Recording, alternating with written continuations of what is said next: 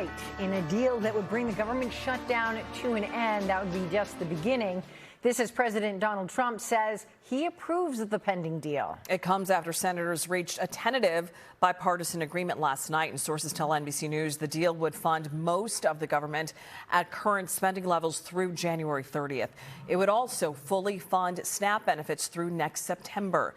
Missing from the deal, Affordable Care Act subsidy extensions. Democrats settled for a promise that the Senate will vote on an extension bill next month. We have always been open to finding solutions to reduce the oppressive costs of health care under the Unaffordable Care Act. If it's approved in the Senate, it would need to pass in the House. Then it would be sent to President Trump to sign. The process could take several days or longer.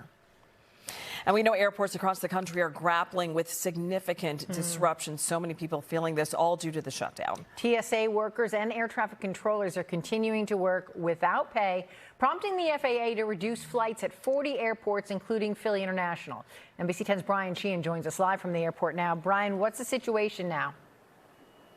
Well, we've talked with dozens of passengers, and the consensus is that it's easier to fly today than it was over the weekend. Despite the calm situation here, there are issues at other airports across the country.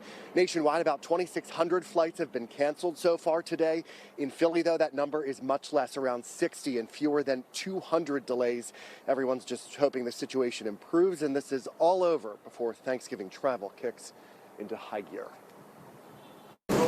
Air travelers returning home are relieved to hear lawmakers may soon reach a deal that ends the historic government shutdown. I would be happy for everybody involved. Just need to figure it out, go back to normal life again, right? This man and his family didn't have any issues flying out of O'Hare in Chicago this morning, despite hundreds of delays and cancellations there due to federally mandated flight reductions. We were a little stressed about the return, right? But at the same time, we also had to deal with weather because it's snowing there. So it's like a little bit of that, a little bit of weather, dealing with work then if we can't make it back. Since Friday, the U.S. Department of Transportation's required airlines to slash flights by 4% at 40 major airports, including PHL, to relieve pressure on air traffic controllers because of staffing issues due to the shutdown. Were you concerned flying around this time? I was, but I figured a Philadelphia to Chicago flight might be the least likely to be canceled. President Donald Trump on Truth Social demanding air traffic controllers return to work immediately, saying anyone who doesn't will be subsequently docked.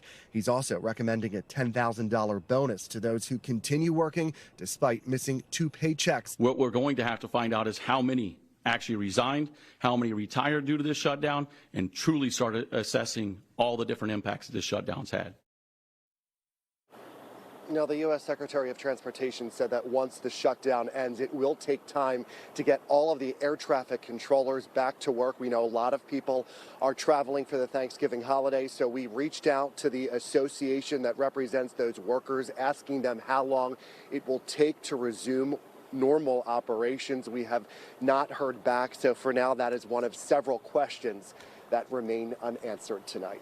Live at Philly International, I'm Brian Sheehan, NBC 10 News.